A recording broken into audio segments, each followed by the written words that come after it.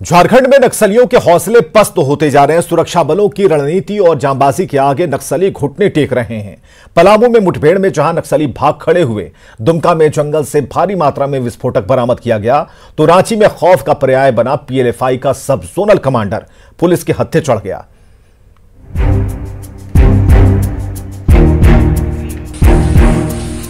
झारखंड के 3 जिलों की ये तस्वीरें इस बात का सबूत हैं। झारखंड में विकास के दुश्मन बन रहे नक्सलियों के दिन लदने लगे। जंगल और भोले भाले लोगों को ढाल बनाकर अपना एजेंडा चलाने वाले नक्सलियों की अब खैर नहीं। वे कहीं भी छुपे हों, जांबाज जवानों की नजरों से नहीं बच सकते। सुरक्षा बलों को पहली बड़ी कामयाबी पलामू के पाकी थाना क्षेत्र में मिली, जब साल मधीरी जंगल में जेजेएमपी नक्सलियों के साथ मुठभेड़ हो गई। सुरक्षा बलों को भारी पड़ता देख नक्सली हथियार डालकर उल्टे पांव भाग खड़े हुए। पुलिस को मिले हथियारों में AK-47 शामिल था। उनके साथ मुठभेड़ हुई है जेजेएमपी के साथ, जिसमें हम लोगों ने काफ़ी मात्रा में असलहा AK-47, 303 राइफल, गोलियां और काफ़ी कुछ बरामद किया है। इसमें बच्चों का सहारा लेकर के वो लोग जब उन लोग पुलिस को भारी पड़ता देख उन्होंने बच्चों को आगे कर दिया, बच्चे आगे हो गए और महिलाओं को आगे कर दिया। पुलिस को दूसरी बड़ी कामयाबी दुमका में मिली, जब मसलिया थाना क्षेत्र में धर्मपुर जंगल में पुलिस नक्सलियों के खिलाफ ऑपरेशन लॉन्च किया। नक्सलियों ने यहां किसी बड़ी वारदात को अंजाम देने के लिए भारी मात्रा में विस्फोटक छिपाकर रखे थे, लेकिन पुलिस की दबिश के बाद नक्सली भाग निकले। पुलिस ने यहां करीब 1 क्विंटल विस्फोटक, 25 डिटोनेटर, 1 राइफल और 25 कारतूस बरामद किए हैं। में सूचना मिली थी कि नक्सली कोई बड़े वारदात को अंजाम दे सकते हैं। साथ में जो है कि एक जॉइंट ऑपरेशन ये चला, जिसके बाद ये हमारे को ये करीब 101 क्विंटल की जो है डिटोनेटर ये विस्फोटक मिला है, बरामद हुआ है। साथ में 315 का राइफल मिला है और कुछ अमली। राजधानी रांची और आसपास के जिलों में खौफ का पर्याय बने पीएलएफआई के सब जोनल कमांडर कृष्णा यादव उर्फ सुल्तान को पुलिस ने गिरफ्तार किया। नक्सलियों को तगड़ा झटका लगा। गिरफ्तार नक्सली पर रांची, चतरा, लोहरदगा, लातेहार और हजारीबाग में 29 से ज्यादा लेवी वसूली, आगजनी और विस्फोट के केस दर्ज है और लंबे समय से इनकी तलाश में पुलिस जुटी थी। पीएलएफआई के हार्डकोर नक्सली के पास से एक कार्बाइन और कारतूस बरामद हुआ है। स्लीपर सेल की तरह काम किया गया और बहुत डेडिकेशन, लगातार 2 महीने की छापामारी के बाद और बहुत एक प्रोफेशनल तरीके से इस बंदे को पकड़ा गया। और इसके पास से आप देखेंगे जो कि एक कार्बाइन, का राउंड, कैमोफ्लेज टी शर्ट, कंबल, पिट्ठू और कुछ दवाई मेडिसिन बरामद किया गया है। तुलना कह सकते हैं कि इस व्यक्ति पे अभी तक जो पता कर पाए 29 केस प्रतिवेदित है, जो झारखंड के विभिन्न थाना क्षेत्रों में प्रतिवेदित हुआ है। जाहिर है 3 जिलों में नक्सलियों के खिलाफ सुरक्षा बलों को मिली ये बड़ी कामयाबी से झारखंड में लाल आतंक को मुंहतोड़ जवाब मिला है और आने वाले दिनों में समाज की मुख्यधारा में नहीं लौटने वाले नक्सलियों को और मुश्किलों का सामना करना पड़ सकता है। न्यूज़ 18 के लिए पलामू से नील कमल और दुमका से पंचम झा के साथ रांची से ओम प्रकाश की रिपोर्ट। झारखंड में विकास को रफ्तार देने और योजनाओं को गंभीरता से धरातल पर उतारने के लिए मुख्यमंत्री हेमंत सोरेन की विभागवार समीक्षा जारी है और आज सीएम की समीक्षा बैठक का 3रा दिन है। आज सीएम शिक्षा विभाग की योजनाओं की प्रगति की समीक्षा करेंगे। इसमें स्कूली शिक्षा एवं साक्षरता विभाग के कामों का जायजा लेंगे। वहीं उच्च एवं तकनीकी शिक्षा विभाग की समीक्षा होगी और इस दौरान शिक्षा के क्षेत्र में अब तक के काम और विभाग की भविष्य की रणनीति पर मंथन होगा।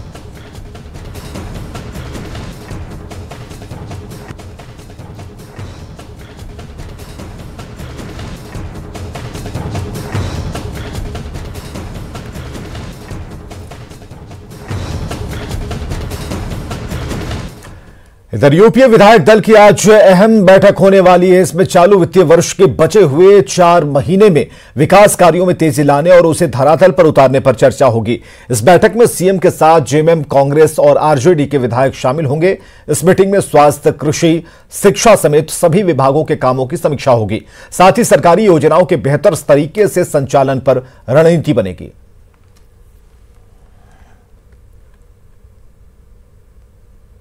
बजट के बाद कोरोना महामारी आने के कारण लगातार 8-9 महीना जो विकास होनी चाहिए थी वो समुचित विकास नहीं हो पाई, ये सारे लोग मानते हैं। हम लोग जो अभी बचा हुआ 4.5 महीना 5 महीना कार्यकाल है इस वित्तीय वर्ष 2020-21 का, और उसी का समीक्षा लिया जाएगा कि हम लोग 4.5 महीना में पूरा कैसे करके विकास की हो, शिक्षा की हो, स्वास्थ्य का हो, सारी के कैसे करके आगे बढ़ाया जाए, ताकि लोग जो आम जनता के बीच में हमने वादा करके आए थे।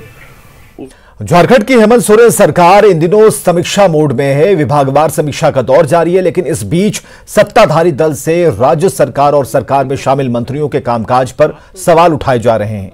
कांग्रेस विधायक इरफान अंसारी ने एक बार फिर सरकार पर सवाल खड़े कर दिए। कहा कि 1 साल सरकार को होने जा रहा है, लेकिन अभी भी सरकार अपने वादे पूरा नहीं कर सकी है, और सरकार ने किसानों को कर्ज माफी और लोगों से बिजली माफ करने का वादा किया था, लेकिन अभी तक वो पूरा नहीं हुआ। इरफान अंसारी के बयान से कांग्रेस के ही नेता और मंत्री बन्ना गुप्ता ने यह कहकर किनारा कर लिया कि वे छोटे भाई हैं और उनकी बात पर गौर किया जाएगा। हम लोगों ने वादा किया, तो क्या कारण है, माफ क्यों नहीं हो रहा है? माफ कौन सा दबाव है कि आप माफ नहीं कर रहे हैं? क्यों नहीं मंत्री कर रहे हैं? अब मुझे मंत्री से, कई बार मैं मंत्री को बता चुका हूं, अब मंत्री से मुझे नहीं कोई लेना देना। मैं मुख्यमंत्री से मिलूंगा और कहूंगा जो वादा किया जनता के साथ, बिजली बिल माफ करना आपको करना होगा, किसान का जो कर्जा माफ करना है करना होगा। अब 1 साल होने जा रहा है, अभी तक माफ नहीं हुआ। इरफान भाई छोटे भाई हैं, और यदि उनका कोई मामला उनके क्षेत्र का हुआ होगा, शायद वो दुखी होंगे। अपने हर विधायक का ये फर्ज होता है कि वो अपने क्षेत्र की समस्याओं को और अपनी बात को गंभीरता पूर्वक रखते हैं। अब उसमें यदि उनकी कोई कमी खामी है तो वो बताएंगे, तो उसमें समाधान होगा। वो हमारा छोटा भाई है और हमारे परिवार का है, हमारे पार्टी का नेता है, तो उनके जो भी सुझाव होंगे उसको हम लोग पालन करेंगे। इसमें तनाव की क्या बात है, खुशी की बात है। इधर धान में ज्यादा नमी का हवाला देकर सरकार ने अगले 15 दिन तक के लिए धान खरीद स्थगित कर दिया। इस पर राजनीतिक घमासान शुरू हो गया। बीजेपी ने आरोप लगाया कि धान में नहीं बल्कि राज्य सरकार की आंखों में नमी नहीं है। वहीं सरकार की ओर से मंत्री आलमगीर आलम ने फैसले का बचाव किया। इधर कृषि सचिव ने किसानों को भरोसा दिलाया है कि धान की खरीद जरूर होगी। मंत्री के आंखों में नमी रहनी चाहिए किसानों के प्रति। उन्होंने अपने घोषणा पत्र में मिनिमम सपोर्ट प्राइस की घोषणा करी थी, उन्होंने किसानों के ऋण माफी की घोषणा करी थी कांग्रेस ने। ये दोनों ही घोषणा ही रह गई। ये सरकार मिडिलमैन को मदद करने के लिए ऐसा रोक लगाई है ताकि मिडिलमैन किसानों को औने पौने दाम पर खरीद करके ले जाए और अपने जो किसान भाई है अपने हक से अधिकार से दूर रहे। धान सुचारू रूप से खरीदा जाएगा और आने वाले दिनों में अप्रैल में यह बात भी पता चलेगा जो अब तक झारखंड में एमएसपी के तहत जो धान खरीद हुआ था वो बिचौले या नहीं असली सही किसानों से लिया जाएगा। किसान उदास होने की जरूरत नहीं है। राज्य सरकार किसानों से धान का क्रय किया जाएगा। ये लैम्स पैक्स भी हमारा धान क्रय में एक एजेंसी के रूप में काम करते हैं। अभी ऐसा कोई सूचना हमारे पास नहीं है, इसलिए जहां तक हमारा उम्मीद है धान का क्रय होगा। रांची नगर निगम पर फिर विवादों का साया मंडरा रहा है। रांची नगर निगम के कुछ पार्षदों का आरोप है कि मेयर और डिप्टी मेयर से अलग राय रखने वाले जनप्रतिनिधियों की कोई सुनवाई नहीं होती। जेएमएम ऑफिस पहुंचे पार्षदों ने अपनी बातों को पार्टी महासचिव के सामने रखा, जिसके बाद जेएमएम महासचिव सुप्रिया भट्टाचार्य ने रांची नगर निगम को नर्क निगम करार दिया। साथ ही ये चेतावनी दी कि अगर नगर निगम नहीं सुधरता तो जो फंड मिलता है वो सीधे जनप्रतिनिधियों के खाते में जाएगा। उन्होंने मेयर और डिप्टी मेयर को सुधरने या फिर पद से उतरने का भी अल्टीमेटम दिया। हम कह सकते हैं कि नगर निगम को नरक निगम के तौर पे बदलने का योजना किया गया। इन जनप्रतिनिधियों का काम या उनकी योजनाएं स्वीकृत नहीं करती है तो राज्य सरकार के द्वारा नगर निगम को एक एक पैसा रोककर सारे पैसे जनप्रतिनिधियों के बीच में देना पड़ेगा ताकि वो अपनी विकास योजनाएं पूरी कर पाए। और मेयर और डिप्टी मेयर को या तो सुधरना पड़ेगा या तो उतरना पड़ेगा। इधर रांची जेएमएम ऑफिस में पार्षदों के पहुंचने पर बीजेपी ने निशाना साधा है। बीजेपी प्रवक्ता प्रतुल शाहदेव ने आरोप लगाया कि कांग्रेस की तर्ज पर जेएमएम भी अल्पसंख्यक तुष्टीकरण की राजनीति पर उतर आई है। उन्होंने कहा कि अगर पार्षदों को दिक्कत थी तो उन्हें निगम की बोर्ड में इसे उठाना चाहिए था, लेकिन राजनीतिक दल के ऑफिस में प्रेस कॉन्फ्रेंस कर वे इस मुद्दे का राजनीति करना चाहते हैं। जिस तरीके के अल्पसंख्यक समाज के तुष्टीकरण की राजनीति कांग्रेस करती है, आज उसी तर्ज पर झारखंड मुक्ति मोर्चा ने भी साफ तौर पर अल्पसंख्यक तुष्टीकरण की राजनीति की। उनके कार्यालय में नगर निगम के कुछ पार्षदों ने प्रेस कॉन्फ्रेंस किया और इन पार्षदों में 90% अल्पसंख्यक समुदाय के थे। झारखंड मुक्ति मोर्चा के नजरिए में लगता है सेकुलर होने का सिर्फ यही मतलब है कि आप जो बहुसंख्यक समाज है उसके हितों की अनदेखी करें, तभी शायद आप सेकुलर हैं। ये पूरे तरीके से इन्होंने निराधार आरोप लगाया है। और नगर निगम के पार्षदों को कोई अगर प्रॉब्लम था तो उसके लिए बोर्ड उनके यहां सबसे सशक्त माध्यम में उठाने का। के ब्रह्मपुत्र मेटेलिक फैक्ट्री में कल हुए भीषण हादसे में 12 से अधिक मजदूर बुरी तरह झुलस गए। बेहतर इलाज के लिए सभी को रांची रिम्स भेजा गया है। प्लांट के अंदर तकनीकी खराबी की वजह से यह हादसा हुआ। वहीं हादसे के बाद फैक्ट्री प्रबंधन पर मजदूरों की अनदेखी का भी आरोप लगा है।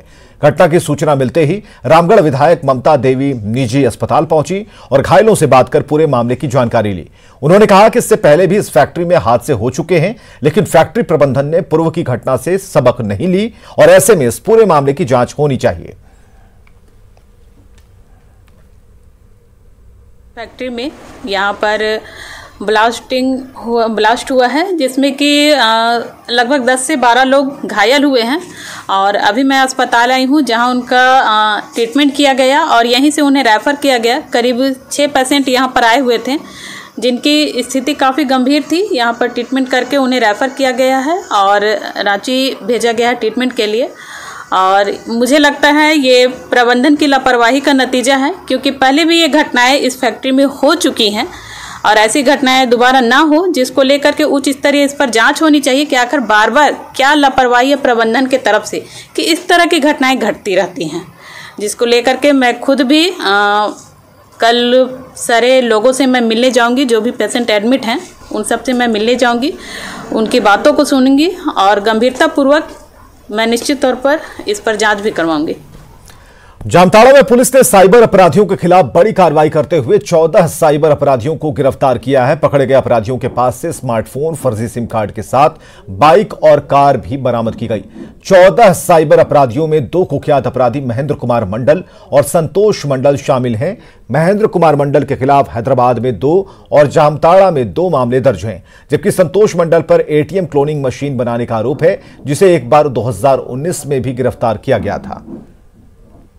मैं जब यहाँ पे ज्वाइन किया था उस समय प्रत्येक दिन किसी न किसी स्टेट से फोन आते रहते थे कि या तो क्रिमिनल के बारे में या तो साइबर फ्रॉड हुआ है, साइबर क्राइम हुआ है, उसके बारे में कि उसका लोकेशन यहाँ पे आ रहा है, वो डिटेल्स यहाँ पे आ रहा है।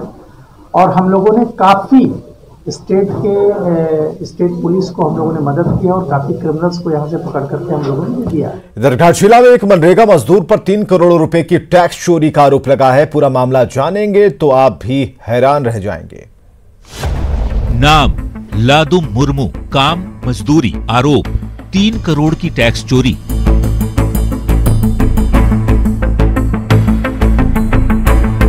चौंकिए मत, मूसाबनी थाने में खड़े इस शख्स पर यही आरोप है कि लादू मुर्मू एमएस स्टील इंडस्ट्री का मालिक है और एमएस स्टील इंडस्ट्री ने Trinetra traders, Omkar traders, Trinath enterprises, Alam metal store और सिंधुजा स्टील सहित कई कंपनियों को करोड़ों रुपए के सामान बेचे हैं और 3 करोड़ रुपए का टैक्स जमा नहीं किया।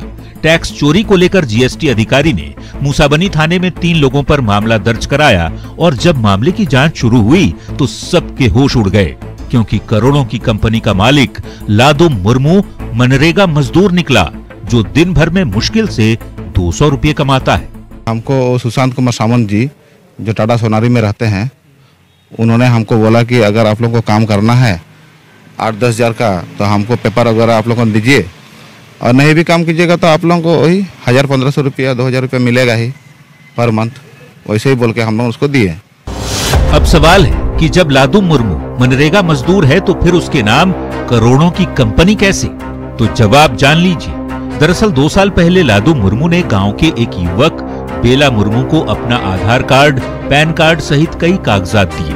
बेला मुर्मू ने कहा था कि जमशेदपुर में नौकरी मिलेगी, अगर नौकरी नहीं मिली तो प्रत्येक महीने 2000 रुपये घर बैठे मिलेगा।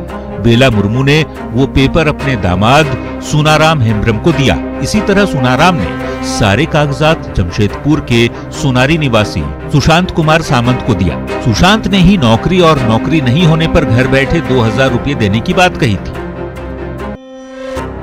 अब सुशांत ने कागजात किसे दिए ये न तो लादू मुर्मू को पता है न ही सुनाराम को। हाँ, जब पुलिस घर पहुंची तो ये जरूर पता चला कि उसके नाम पर करोड़ों की कंपनी खड़ी है और 3 करोड़ रुपए का टैक्स बकाया है। अब टैक्स चोरी के आरोप में लादू मुर्मू थाने में सफाई पर सफाई दे रहा है और पुलिस इन सवालों को लेकर परेशान है कि मजदूर के नाम पर कंपनी किसने खोली, किसने किया मजदूर के नाम पर फर्जीवाड़ा। न्यूज़ 18 के लिए घाटशिला से प्रभंजन कुमार की रिपोर्ट। और खबरें लगातार जारी हैं, आप बने रहिए हमारे साथ।